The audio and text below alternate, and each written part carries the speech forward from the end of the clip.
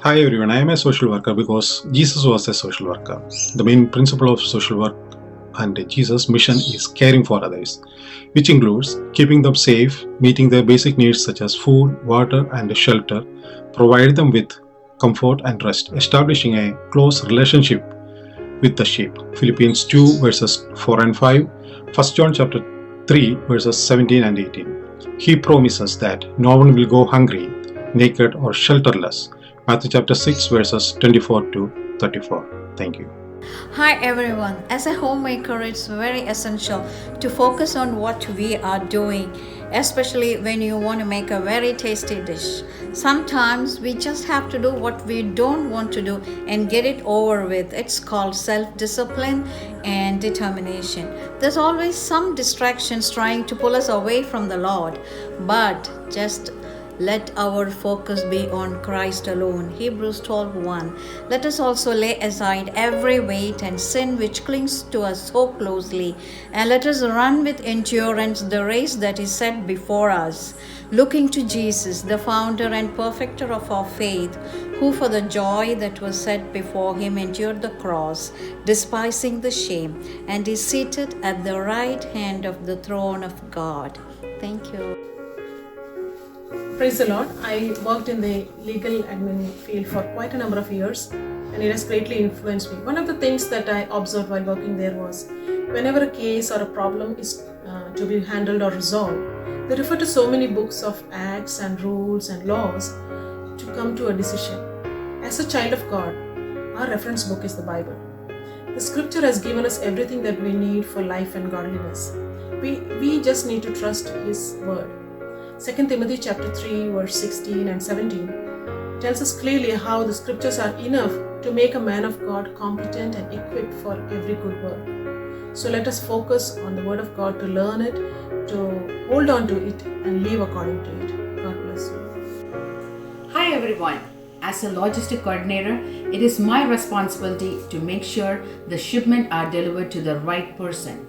To do that, we need the right address, the right destination.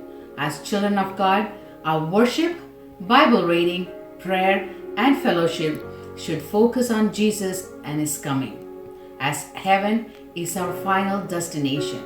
Just as the shipment go through the customs for inspection, one day we will have to stand in front of God's throne for the judgment. Be prepared. Jesus is coming soon. May God bless you all. Praise the Lord. I would like to take your attention to the work done in a medical laboratory. A lab technician examines your blood sample under the microscope to find the disease-causing bacteria or virus which is not visible to the naked eye. Similarly, when God examines our hearts, He can see if there is any sin in us that is not evident to someone else. Because in 1 Samuel chapter 16, God says that the Lord looks at our heart while man looks only at the outward appearance. So may our prayer be like David in Psalm 139, "Search me, O God, and know my heart. See if there is any offensive way in me, and lead me in the way everlasting." Thank you. Good evening everyone. Being in dental profession, I would like to tell you how important our oral health is for a general healthy living. What we eat will influence the structure of our tooth. If we take a lot of sugar intake, if we do take a lot of processed food, it can destroy the structure of your tooth. That is, it can lead to dental cavities or dental caries. In the same way, what we eat for our spiritual man will either build our inner man or it will destroy our inner man. Hence, Paul reminds us in the book of Ephesians chapter 3 verses 14 to 21 to meditate upon the things that are from God, to edify our inner man so that we can see the glory of God and His fullness. Let me encourage you and leave you with this word to have healthy oral habits and healthy spiritual habits for a healthy living. Thank you. Praise the Lord. Today I want to talk about an aspect from my profession, biotechnology, that is tissue culturing. It is a method in which fragments of tissues are taken from the plant and are grown in an artificial environment, giving them better nutrients. This is done so that they get better increase of crop, and most of them are virus and disease free. This brings me to a verse from the Bible, that is Romans 12 verse 2. Do not conform to the pattern of this world, but be transformed by the renewing of your mind. Then you will be able to test and approve what God's will is. This tells us to be separate from this world and do and find out what the God's will is. How do we do that? We can do that by praying and listening or reading the Word of God. This will help your life get better. God bless you. May God's name be glorified. I'm going to speak a few words about my profession, pharmacovigilance, and how I can relate to it spiritually. Pharmacovigilance is the process of collecting and reporting of adverse events. As we all know, when a new drug comes to the market, it is very important to collect the side effects of the drug while the patient is on it. As in 1 Peter 5:8 says, "Be sober, be vigilant. For your adversary the devil walks about like a roaring lion, seeking whom he may devour."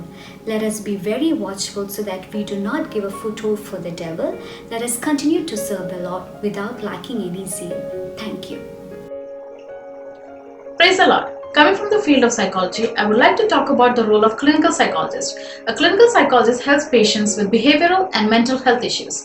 Mental health and physical health are closely interrelated. Philippians 4:6 and 7 says, "Don't be anxious about anything, because the peace of God will guard your hearts and minds." Just as a psychologist develops a treatment plan using different tests, therapies, and counseling for our spiritual health, the Bible says, "Let us examine and test our ways and turn back to God." Word of God is our spiritual food and therapy. Isaiah 9:6 says, "For unto us a child is born, his name will be called Wonderful Counselor, Prince of Peace." Jesus Christ is a wonderful counselor. Let us develop a Christ-like character and be a blessing to our family, church, and community. Thank you and God bless. As a university student, things can get very busy very fast. With a full course load, that usually means that I have 5 courses, each with their own assignments, readings, and tests. So it's important that I effectively manage my own time and prioritize what needs to get done first so that I can stay on top of my coursework. Similarly, within your own lives, whether you're a student or you're working full-time, things can get busy with social commitments and time that you spend with friends and family, and it can get easy to neglect God. So it's just as important that you allocate time towards God and you intentionally make that a priority within your own life so that you can continue to grow spiritually. Just as 1 Chronicles 16 verses 11 says, "Seek the Lord and His strength, seek His presence continually."